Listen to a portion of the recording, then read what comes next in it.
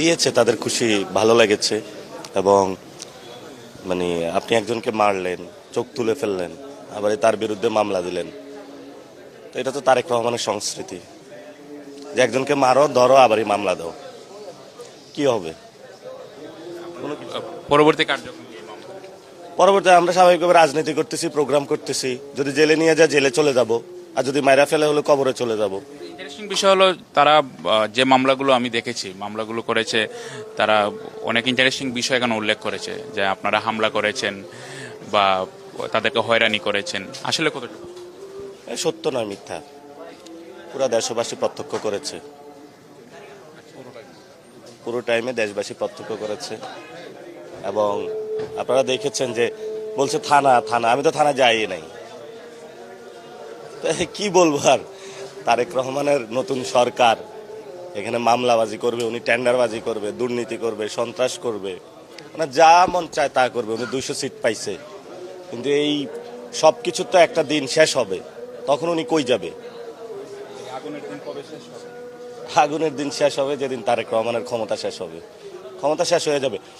আমাদের বিশ্ববিদ্যালয়ের জীবনে একজন এহসান রফিক নামে ছিল, যার চোখ টোক সব থেতলে দিয়েছিল ওই সময়কার ছাত্রলীগ, পুরো দেশবাসী প্রত্যক্ষ করেছে। ওইটার পরে কিন্তু আওয়ামী লীগের পতনধ্বনি শুরু হয়েছিল। কার ফোন? আইফোন? ওটা কি জি.কে গাউসের আইফোন ছিল নাকি?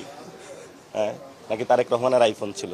তারেক রহমান তো অবশ্যই আইফোন ব্যবহার করে না, অন্য ফোন ব্যবহার করে, ব্লুবেরি না ব্ল্যাকবেরি এরকম একটা ফোন ব্যবহার করে। এটা খুবই লজ্জাজনক। মানে যা তারা করতেছে, তারেক রহমান যা বাংলাদেশে করতেছে, এটা বাংলাদেশের রাজনীতির জন্য লজ্জা। এবং উনি রাজনীতির যে সংস্কৃতি, এটাকে অপসংস্কৃতির দিকে নিয়ে যাচ্ছে। এবং ওনার রাজনীতি করার ইচ্ছে নাই।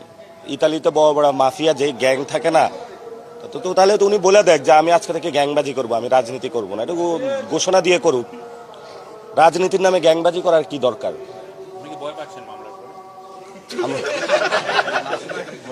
ভয় তো পাবোই, এত বড় গ্যাংস্টার বাংলাদেশে আসছে, কি নাই তার কাছে? জি.কে গাউসের মতন অস্ত্র আছে, আব্বাস সাহেবের মতন অস্ত্র আছে, দুলু সাহেবের মতন অস্ত্র, সালাউদ্দিনের মতন অস্ত্র। কে কার চেয়ে কোন র্যাঙ্কিং এ কম?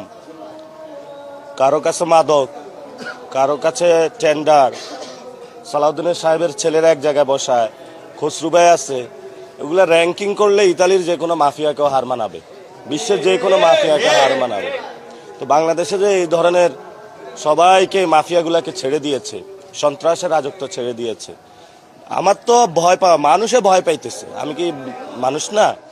সবাই আমরা ভয় পাইতেছি, একটা টেরর রাজ্যে আছি।